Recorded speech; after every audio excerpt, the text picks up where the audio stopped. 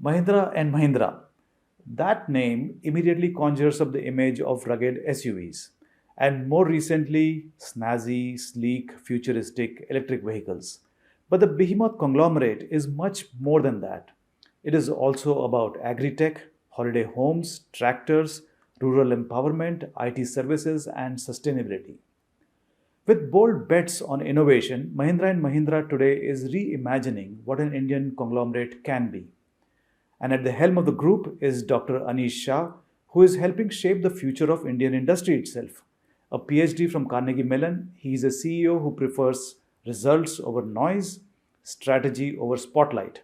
And he has one of the most enviably calm Twitter feeds in corporate India. Dr. Anisha, it's a pleasure to have you with us. Thank you for coming to PTI. Thank you. Pleasure to be here as well. We have tremendous respect for PT as an organization. So it's a pleasure to be here. Dr. Shah, you are the group CEO and MD of Mahindra and Mahindra Group, and you are sitting at the apex of a massive conglomerate. It has got 250,000 employees, and like I said in my introduction just now, you cover an enormous variation of businesses. You have presence in 100 countries. How do you manage to stay out of the details and yet be involved in every detail of every company that you oversee? Uh, the key really is around what's important from a focus standpoint and what's important to provide direction. So the key things that I focus on are first our philosophy around our purpose and our values. That's a very important aspect to maintain and continue. That's something that I've inherited and something that we all feel very proud of. The second is around strategy for the businesses. Where are we playing? Why are we playing there? How should we play? How can we build a stronger business? Um, Linked to that, obviously, is capital allocation. And the third is around operational excellence. Um, the key message we send everyone is think big, do less, execute flawlessly. And that combined with the fact that we have fantastic talent across our businesses enables me to stay out of all the day to day work and really focus on these primary areas. So the chain is only as good as its weakest link. So obviously you focus on hiring the best possible to lead the different companies. Is how important you think is the hiring process, the selection of the best leaders? How do you manage to do that? That is a very, very important process. And I do spend a lot of time on talent because that's really what enables the success of the group overall. Talent is not only in hiring, it's also developing our leaders. In fact, more in developing our leaders. And that's what we've been spending a lot of time on. When we hire, the key is cultural fit. That's the most important aspect. Capabilities are important, but not as important as the person and will they fit in the And culture. what is the culture that you emphasize on? For us, it's a very fine balance between being a friendly and caring organization and being a performance driven organization. And that balance is unique in many ways to the Mahindra Group. And something, again, that we look at continuing, we cherish that. And that's something that requires a lot of work. So, bringing in the right people for that is important.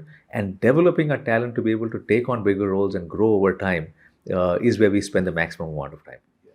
I know you don't get involved in details, but I've got a question about details. Mahindra has just decided to offer ESOPs to a large number of its employees. It's the first time I think the factory floor employees are being offered ESOPs. Just tell us a little bit about that. The workers must be really happy. So this is something that I am very happy about and very proud about our culture again coming back to that because these are ESOPs for every single person in the company. This is effectively a token of gratitude because their efforts have helped us do extremely well. Our market cap has grown 12 times since the 2nd of April 2020, 5 years ago, or a little more than 5 years ago. And we felt it was important to acknowledge this. And therefore, for three of our companies, M&M, which is a parent company, Meal, which is our electric vehicle company, and Last Mile Mobility. We have introduced this for every single employee of these three companies.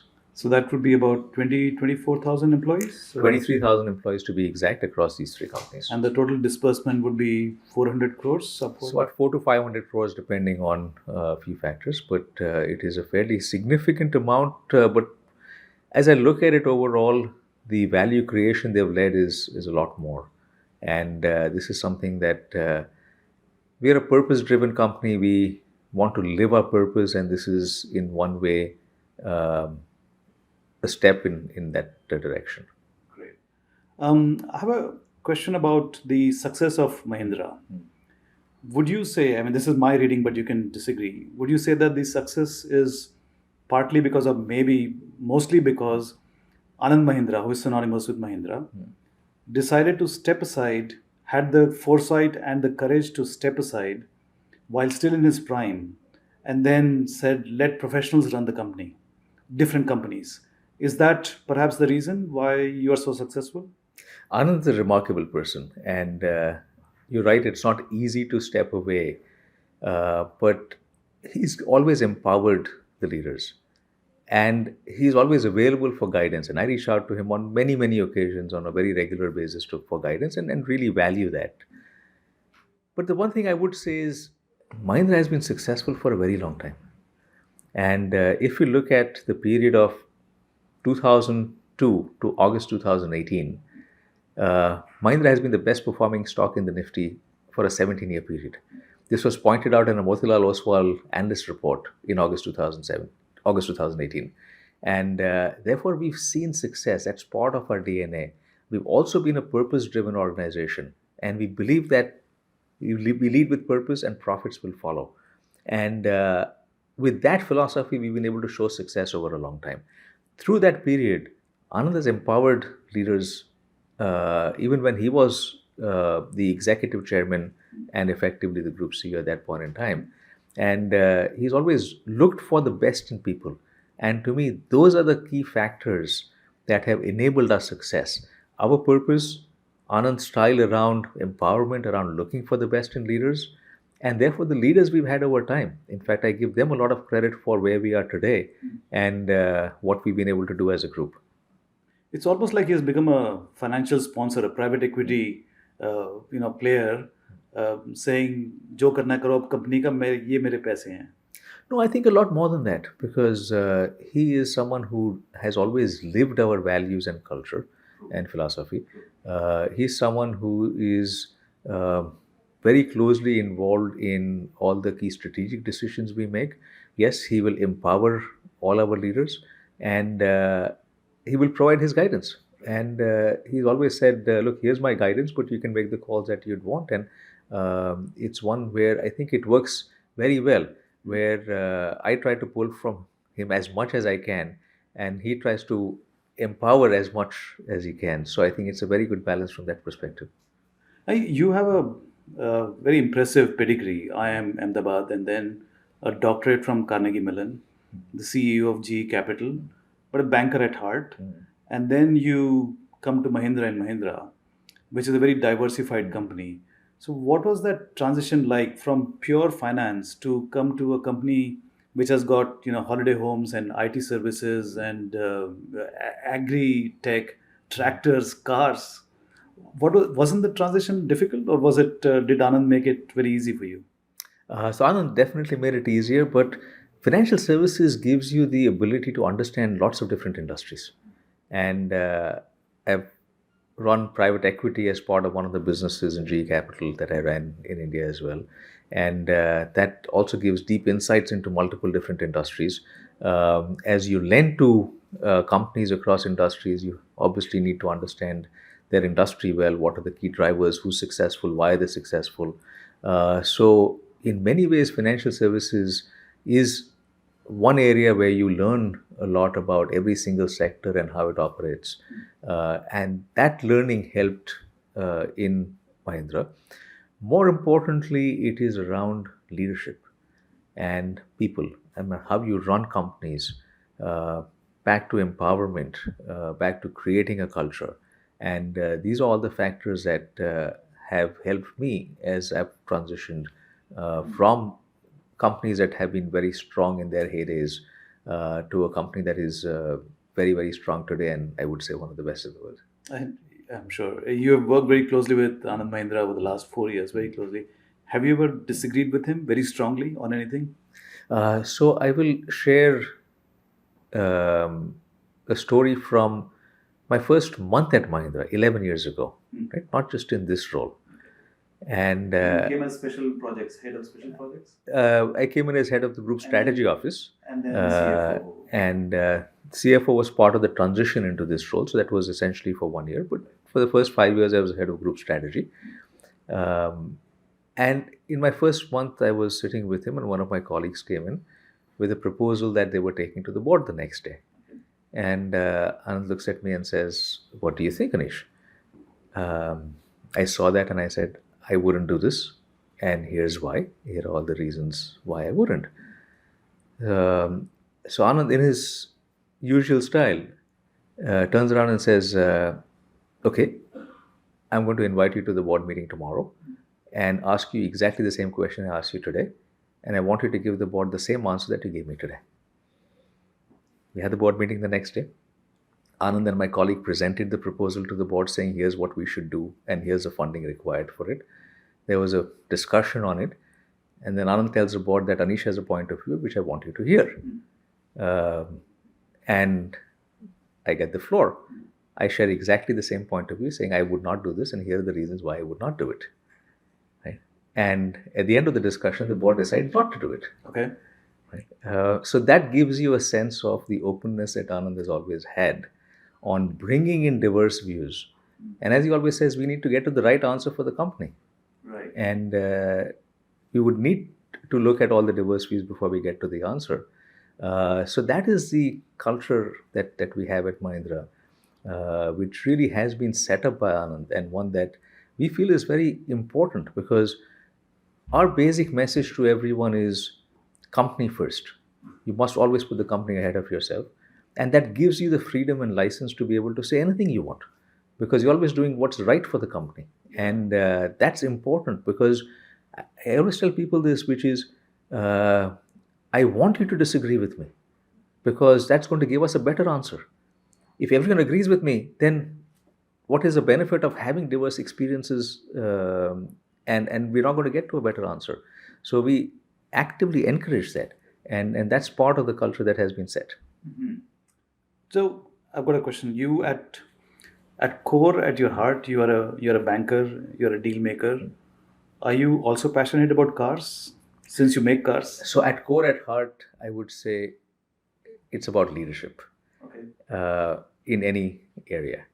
I have been very passionate about cars from a very young age. Yeah. I have driven a NASCAR on the racetrack. Seriously? Yes.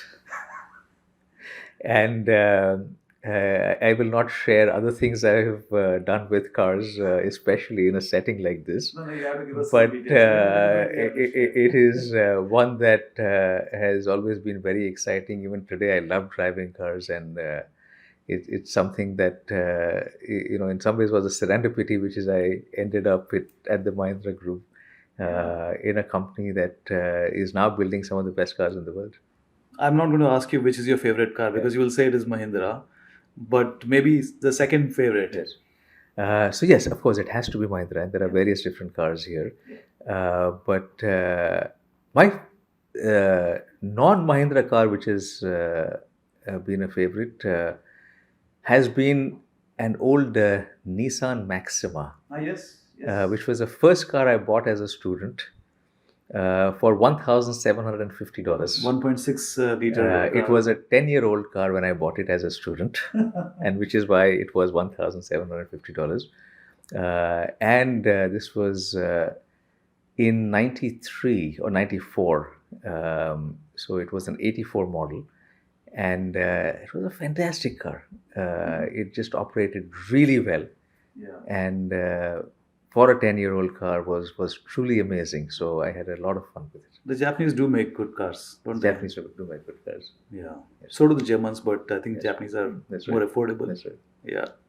Let's say you your driver is sick, all right, the second driver is not available, would you drive yourself? If you had to go somewhere, would you just? No, I love driving. I still drive, wherever I can. Often I have to catch up on work in the car, which is why I may not always drive. But I love driving, and we've done so many long trips as well, driving. Uh, Lesser now than before, just given time constraints. But if I have to do a 2,000 kilometer, 3,000 kilometer trip, just would very happily do that. Yeah, I love driving too. Yeah. Well, if would you take an SUV or a EV if you had to do this 2,000 kilometer trip?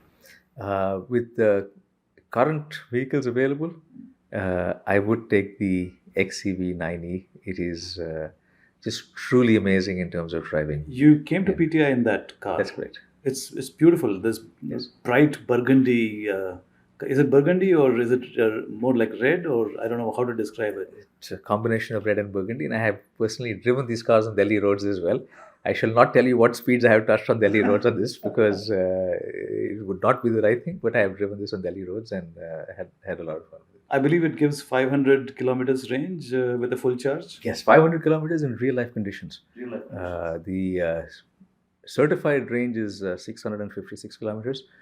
We have tested this in 21 cities for 6 months and got a specific range for each city based on the driving conditions in that city. Okay. And it's a real life about 500 kilometers. And how many units would you have sold by now? Any idea? Or is that? So, in terms of specific numbers, we got 30,000 bookings on day one. And this is for both the XCV 9E and the BE6. And we have been ramping up production. We haven't still gotten to the capacity of 5,000 units a month, which is what we have now, which we will increase to 10,000. But from a revenue market share for electric SUVs, we are already at somewhere around 40% or so. So we've really taken the electric market by storm. I've got more serious question now. It's about the company. Mahindra has a unique DNA. It is, at heart, it is essentially Indian, but also very global in its outlook. And since you have taken over as the group CEO, the market cap of the entire group has grown 11 times. It's now stands at $50 billion or so. What is your vision for the company, for the group, overarching vision for where you want to take it? We play in 70% of India's GDP. And our overarching vision is to be among the top 50 most admired companies in the world. Yes, there is an element of scale and size and performance that comes into that vision. But more importantly, there is purpose at the center of that vision. So for us, we want to demonstrate that a purpose led company can succeed and can do very well. Profits are not important. We firmly believe that we lead with purpose, profits will follow. So our focus is not on profits, and therefore, even in my statement of vision, it is about being the top 50 most admired companies in the world. It is not a statement around the amount of profits we make or the amount of market cap we have. That will follow if we do the right things and we do it in the right way. Our approach as part of that vision is to be able to provide the best products that we can for customers in every industry that we are in. The highest quality, the best customer service, and that will automatically allow us to be able to take leadership in that market and be able to put together a set of companies with the talent that stands out and is a leader in the world. And we've seen that in multiple industries we've been in. If you look at the farm industry, we're at a 45% market share in India. We're the largest global maker of tractors by volume today. In SUVs, we're at a 27% market share now, despite the fact that we play only in a specific segment of the SUV market, not in the entire market, but for the entire market, we have a 27% market share. In light commercial vehicles, we got a 50% plus market share. In electric three-wheelers, we are the leader with 44% market share. And there are many other areas where we are leaders in share. As we look at companies beyond auto and farm. There are a large number of companies doing exceedingly well and leaders in their own spaces. Mahindra Finance for financing in rural and semi-urban markets has been a leader for a long time. So for us, all of that is important. But again, it starts with purpose. It starts with building companies that create the very best products for customers and thereby achieve good results for investors as well. Yeah, so this purpose driven philosophy, sustainability as well, and customer satisfaction, it comes from the founders of Mahindra, continued with Anand Mahindra. And it's great that it is continuing with the CEOs of different companies and the group CEO, although they are not part of the family, they're not part of the Mahindra, biological family. Uh, so it is remarkable, isn't it, that everyone is imbibed with the same kind of ethos and culture. It is, and that is our role as leaders because we see that something that's very valuable. And I go back to 1945, 80 years ago. Our founders put an advertisement in Times of India that talked about the principles under which the company was being founded. And that talked about dignity of labor. It talked about opposing antisocial trends. Neither caste nor creed nor color shall come in the way of a meritocracy. In those days, In those days. Today, it would read as an ESG manifesto. Right? In 1945, there was no conversation on ESG or governance or anything else, but purpose was what the company was founded for. And that has been our DNA ever since. And that's something that we cherish, we're very proud of. And as leaders, it is a key part of our role to ensure that we maintain this as part of our fabric because it's so integral to it. The group has certain core competencies. Every company has its core competencies, but at the same time, you're also known for innovation. How do you balance the two, and which is more important, do you think? We feel that empowering leaders really helps create a very good balance because if decisions are made by a small set of people, then you don't get the right answers. And empowerment is not just to the next level, but to the level after that as well.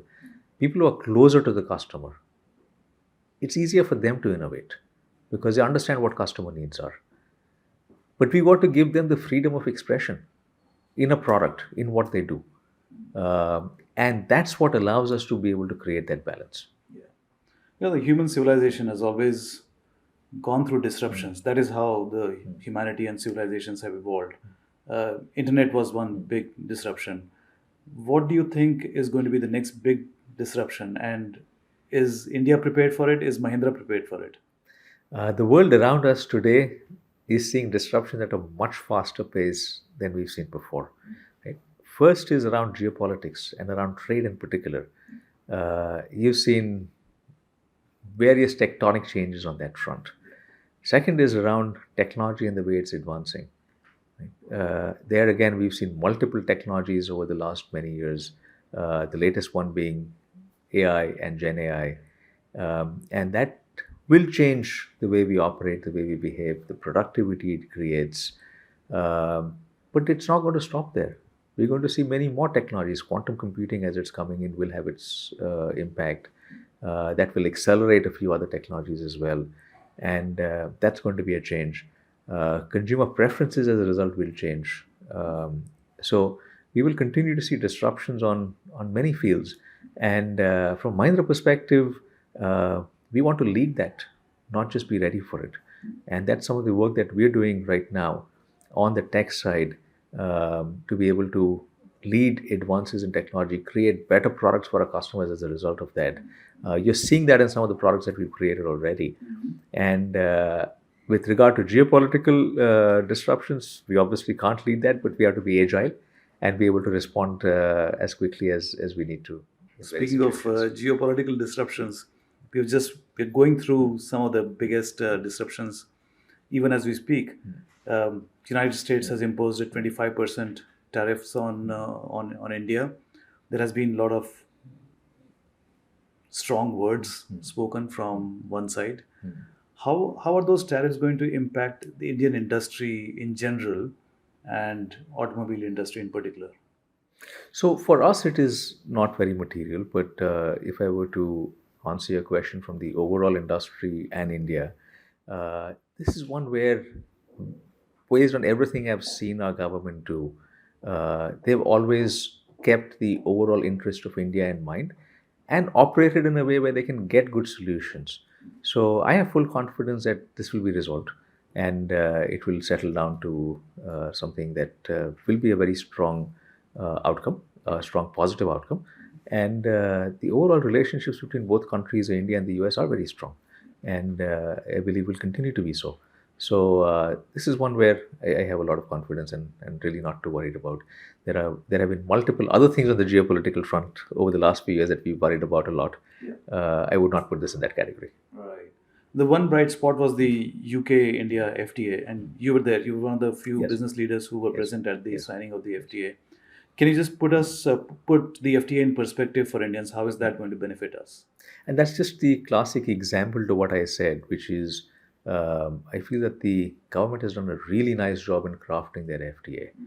It balances a large number of things. First is it helps open up our market in a way to goods coming in from the UK. Second is it helps us export a lot more across multiple industries. We are looking forward to exporting our electric vehicles to the UK and starting to take a bigger share of the UK market and competing in the UK on the back of this FTA. It's accelerated some of our plans to do that. Third and more important, it's really balanced manufacturing in India, because as we look at examples across the world over the last 25 years, some countries have done that very well and some countries have not, and I won't get into examples, specific examples there. But an FTA has to be able to encourage innovation and be able to encourage manufacturing in the country. If we take auto as a specific example, India has tremendous potential to be the auto manufacturing hub of the world. We are only 5.3 million units Today manufactured. we are much smaller, but with what we are doing now, and also the focus on ease of business, on reduction of logistics costs, on reduction of import duties in some areas, we are starting to see a much greater ability for us to produce very high quality cars in India that can be taken to the world. And here I don't mean domestic producers alone. We want it to be the manufacturing hub for all the global makers. Okay. We want the best global makers to be in India and produce in India. Because that will create jobs. That will create jobs. It will right? spur businesses. It will spur business. It will be more competition for us. And preempting a question I'm sure you have on competition, we welcome competition, right? It's made us better over time. So it's very important for us to be able to have a very thriving auto industry in India. Consumers having the choice of the best cars in the world, and Mahindra being among the best, in some cases the best as well.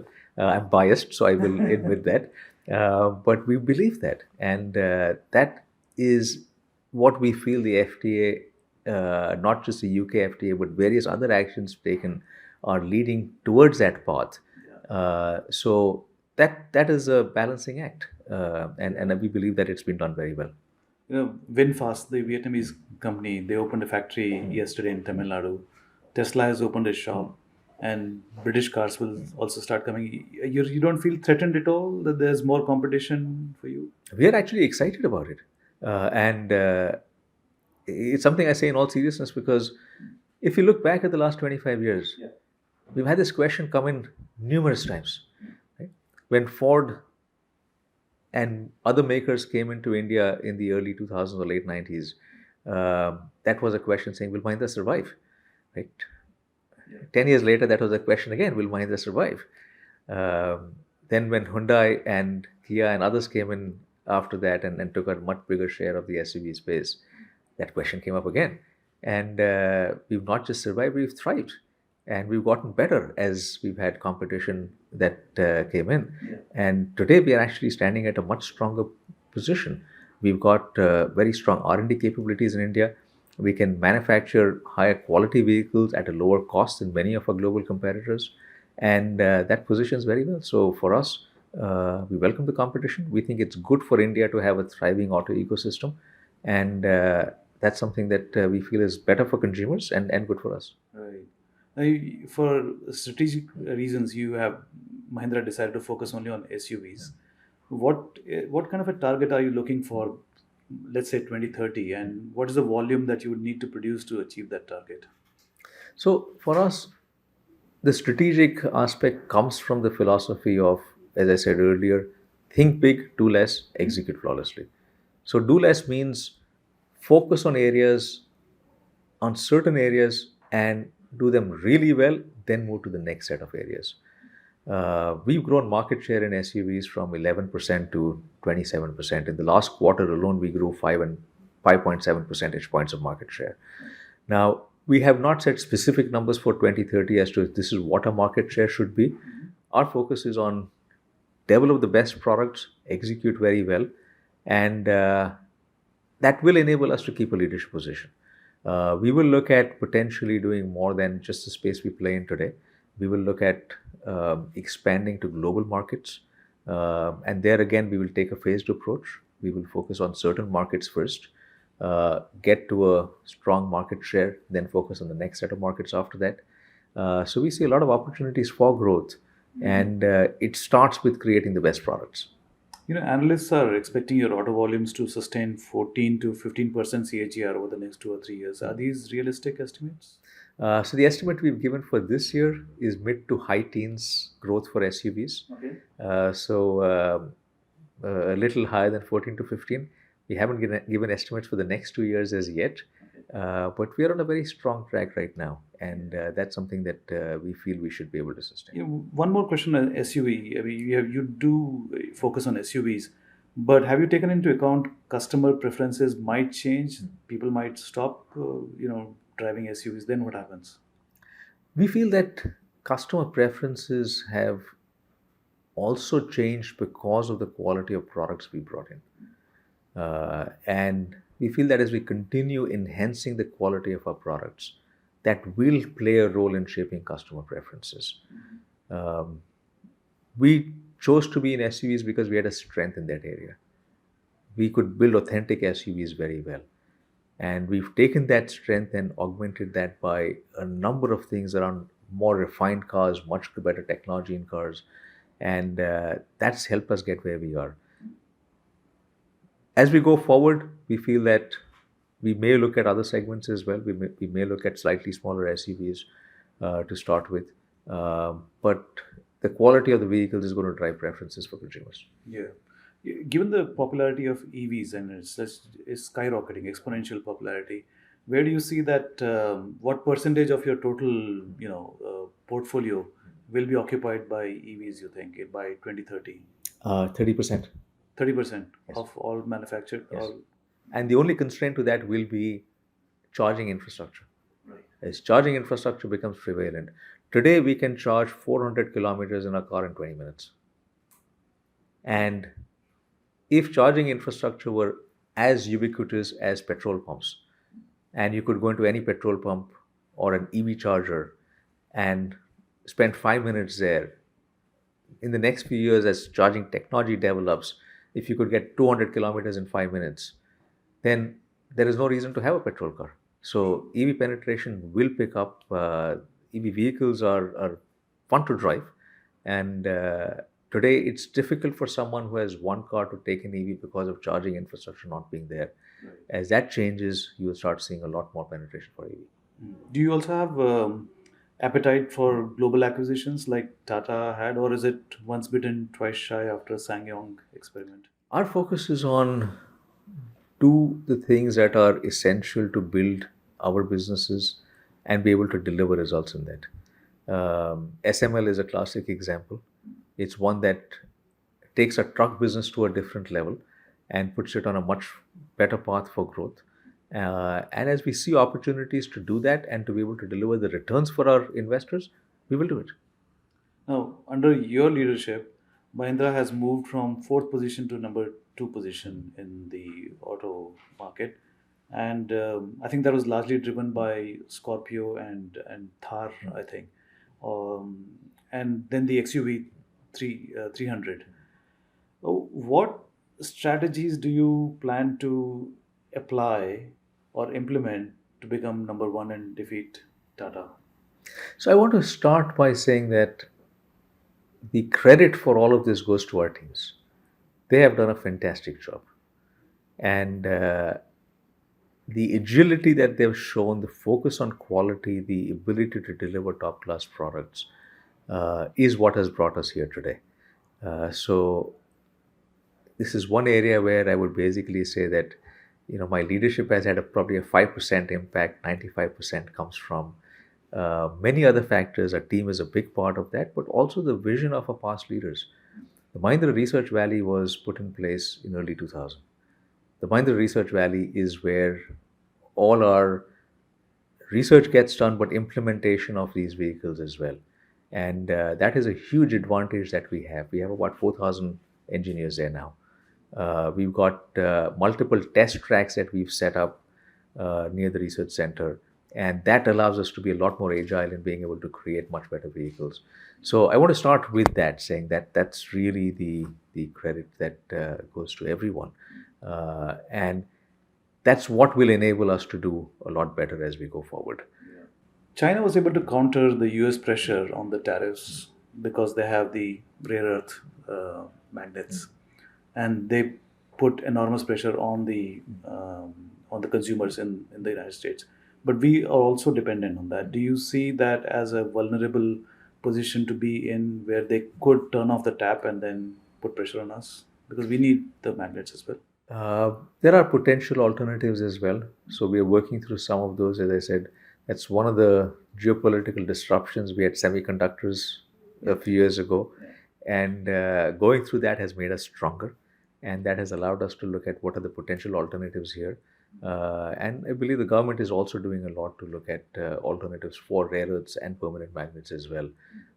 So we feel that we should be able to handle that and move forward on this. Yeah. I think enough of this serious topic. Let's go on a holiday to one of your Mahindra properties. You have decided that you are going to increase the number of rooms to 10,000 by 2030. If I don't know if I got that figure right.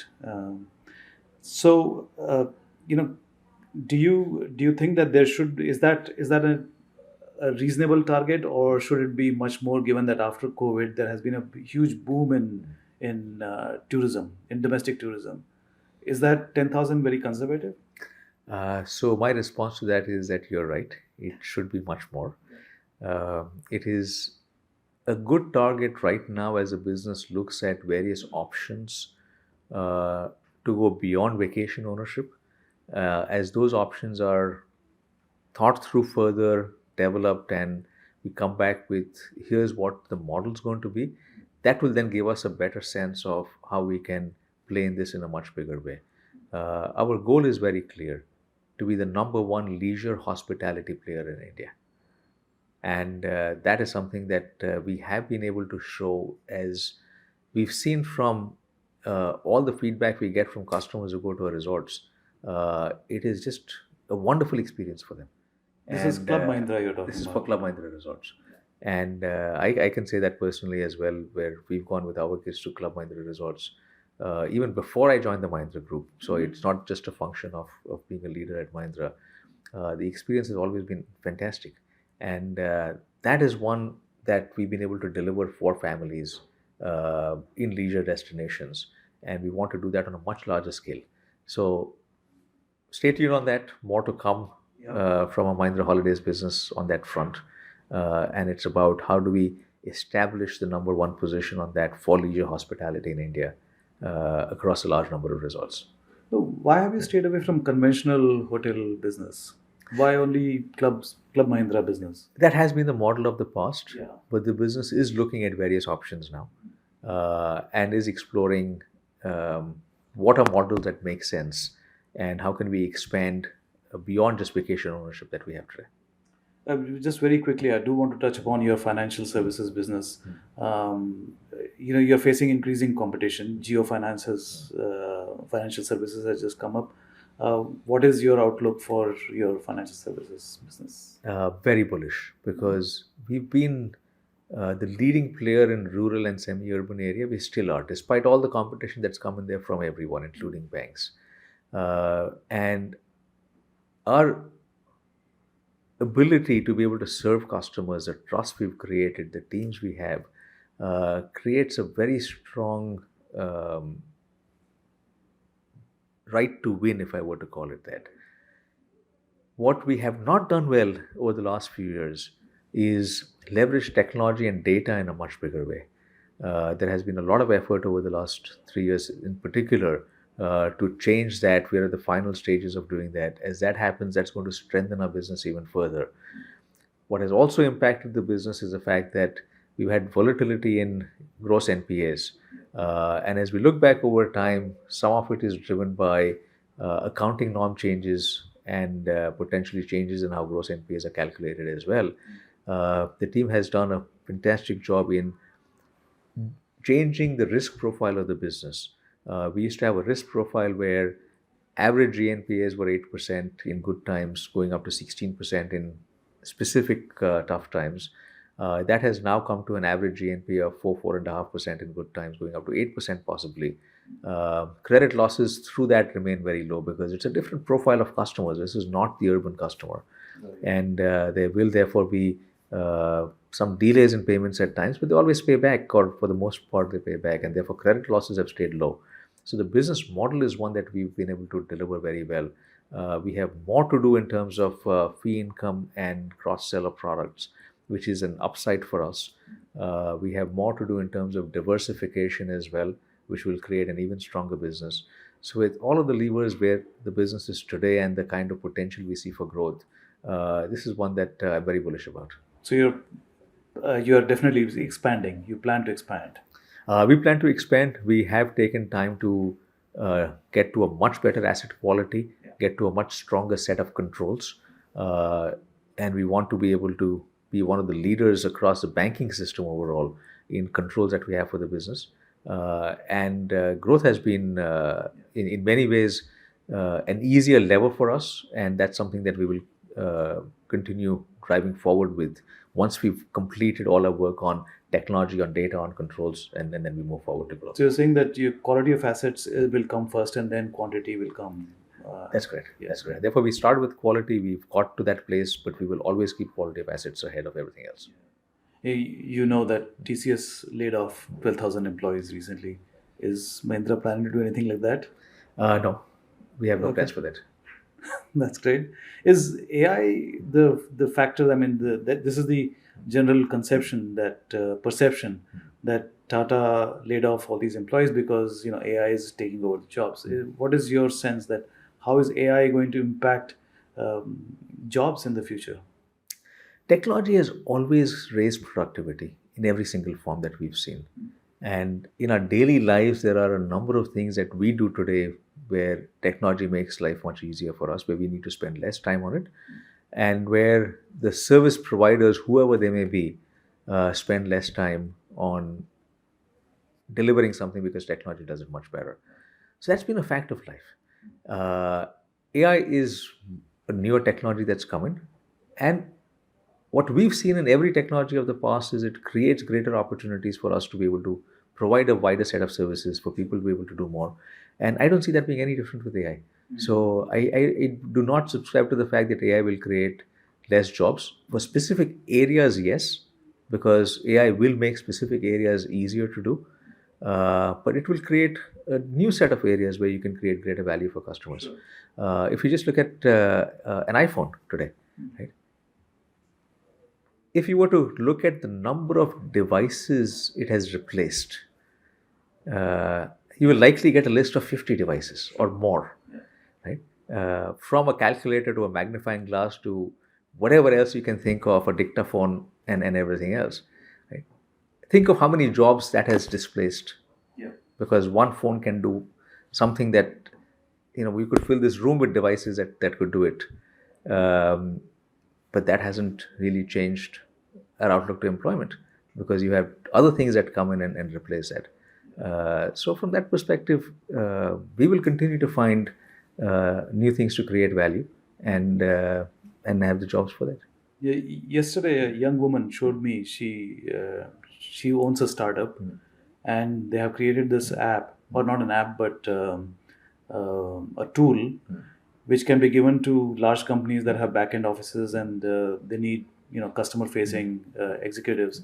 So the tool can actually converse with a customer intelligently in a perfectly sounding human voice with a mix of Hindi, English, and responds to whatever the customer is asking.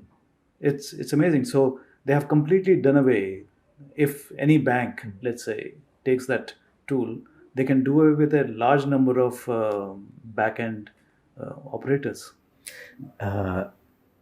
You're absolutely right. And that's what's happened over time. I remember as a child, I used to go to the bank with a passbook to get my account balance put in. Right. Today, I just have to go to my phone and Yeah. you know Enter the details. Yeah. press an app, and I have the balance right there Yeah. and all the transactions right there. So everyone in a bank who maintained a passbook and wrote balances on a passbook obviously doesn't have jobs anymore. And similarly, so that is part of progress we've seen in multiple forms, and that's a good part. But the lesson for companies is that we have to stay at the cutting edge of it. We have to lead, and that's a message we have for all our leaders: is that they have to be technology leaders in what they do first. Our businesses have to be tech leaders in every industry that we play in. And that's how we're going to succeed, because you will see companies fall by the wayside who don't do that, as we've seen over the years as well. We have a university in Europe that has a graveyard of companies, and that's part of technology change. So that's where we feel that Mahindra Group is positioned very well. I have a few questions on leadership. Basically, I'm trying to get free lessons from you on how to run companies. So how do you handle a no when it comes from someone who is like three levels below you? I think that is the most important thing for leaders to do, is to be able to give a lot of value to that. Because first is, it's not easy for someone three levels below To come up to say and say that you need to do something different. Right? What you're doing isn't right. A no in what you just asked. And that's sometimes where the best ideas will come from. Uh, so it is very important as a leader, and this is something that we follow rigorously, is to create an environment where we encourage that to happen. We want people to be able to come forth with their ideas and say, I have a different point of view, and here's why I have a different point of view. Because that is going to give us better solutions. And we've seen that happen in a number of instances where there were ideas on whatever topic we were discussing, and they were different than what I thought or what some of our leaders thought. But we found better solutions in what others propose. If I were to take that a step further, even in terms of culture, right, things that we do to develop our culture, or sometimes perceptions that are built, we need to create an environment where people can come up and say, look, here's a perception that's out there. Right? You may have done it intentionally or you may not, but that's how it's impacting us. Yeah. And therefore, you should think about how you do it differently. And that's what creates a very strong organization. So to me, I would take a no as a gift. Yeah, as the head of the organization, you interact with people of staff of all ages. What's one trait in a young leader that instantly catches your eye and you say that yeah, this person has to be taken care of? Company first. And that to me is very important, because it doesn't necessarily mean loyalty. It means that anything that the person is doing is thinking of, how am I going to add value to the company, to the customers. uh, it's not about themselves. It's not about when am I going to get the next promotion. It's about how do I create more value. It's about making a choice to say, I'm not going to say yes to someone because they're my boss or my boss's boss. I'm going to say no to your previous question, because I think this is the right answer for the company. So the courage of conviction, the ability to add value, and take all the actions specifically with the view that I'm going to put the company above everything else I do. And to me, that is what is most important in every leader. Very few people have that courage to go up to the boss and say, I don't agree with you, right? Yes, but I think it's not just about courage that the people have, it's also the courage that the boss has to be able to hear those things. And you create that environment which allows them to That's right. come up to you and say, That's right. you're wrong. Yeah. That's right. Because someone might say it, and if uh, they get a rap on the knuckles, they might not say it again, or they will not say it again. So, how do you create that culture where it's not just about even being silent, it's about encouraging that actively? And it holds true for every level of manager. It's not just at the top. It absolutely holds to every level of the manager, and that creates stronger teams because uh, this is something I had learned from a boss of mine over from many, many years ago, where the person told me is that you're as good as your team. Yeah. And that's what's going to define you as a leader. So it is important for every leader to create strong teams, to create the mechanisms within that team that allow for a very healthy interaction. And that's going to give us better answers and better results. Do you ever get upset at work and do you let it show, or is it more like controlled anger, controlled aggression? Uh, Yes, the answer is that every human will get upset at things from time to time. I think it's a matter of perspective, and that's something that, in some ways, I've been lucky with for through my career, which is if I look at a broader perspective and try to put any event within that, it's easier to handle. What I look for often is intentions, and in most cases intentions are good, and this is what comes back to company first, right? If people are operating with company first as the basic motto, it's much easier to handle issues that come up. So direct answer is yes, I will get upset at times, but over the years I've learned that as a leader, how you handle that is very important, and how you again create an environment where you can have an open discussion on it, solve the issue, and be able to go forward is very Is important. it is it important to show that you are upset, or should you just swallow it inside you and not reveal it? Uh, Emotions are a part of life, and a leader has to be able to balance that as well.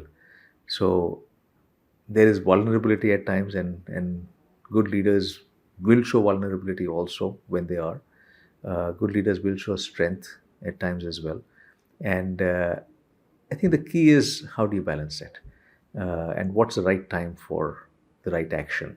But you have to be open as a leader to show emotions, and not just operate emotionless in a particular way. Mechanically, or Yeah.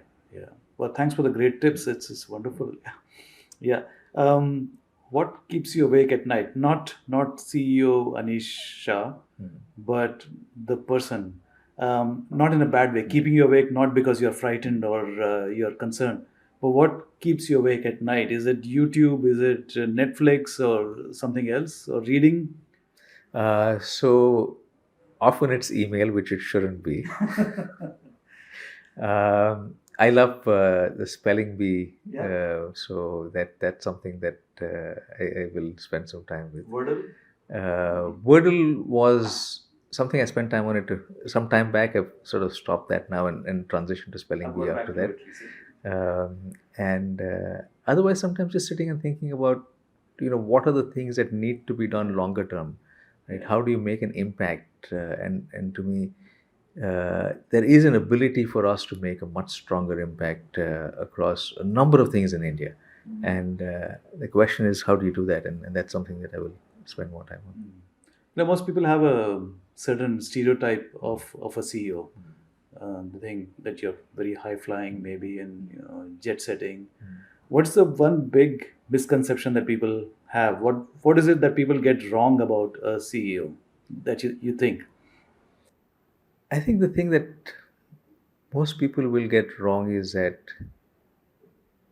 you can get everything done through power, whereas a good leader will get things done because others want to do it. A great answer. If you were to step into the Mahindra corporate office and ask them to describe your leadership style, with one emoji, how do you think, what do you think they will pick? A smiley face, or is a face with a tongue sticking out, or a red face, or a face with two hearts for the eyes? Ideally, it should be a spectrum of all of the above, right? Because you cannot have a smiley face leader all the time. You cannot have a red face leader all the time, right? But you need a red face leader in certain situations. You need a smiley face leader in certain situations. Um, you need a leader with heart in many situations. So you need a combination of all of that. The leader really has to be able to flex styles across all of that. All right, I'm going to ask you a very tough question now. What is the toughest decision that you have taken as group CEO? I think the toughest one has been to exit businesses. Exit businesses. And that's not easy. That's one that Why? Because it impacts livelihoods. it impacts livelihood. It also is something that we had believed in the past, which we have changed our view on. And there is a lot of soul searching that goes in with that. So those are the toughest decisions, and that did not come easy. But there again, I go back to company first. And if you think of it as to what's right for the company, uh, it becomes easier to answer that. But it's not easy for a CEO to go through that. And that will always be the toughest part to do. Dr. Anisha, thank you so much for your candor and clarity. It's been a pleasure talking to you, and I wish you all the best in your further leadership, leading with a purpose, and hope to see you again sometime. It's been a pleasure being here with you as well. Thank you. Thank you.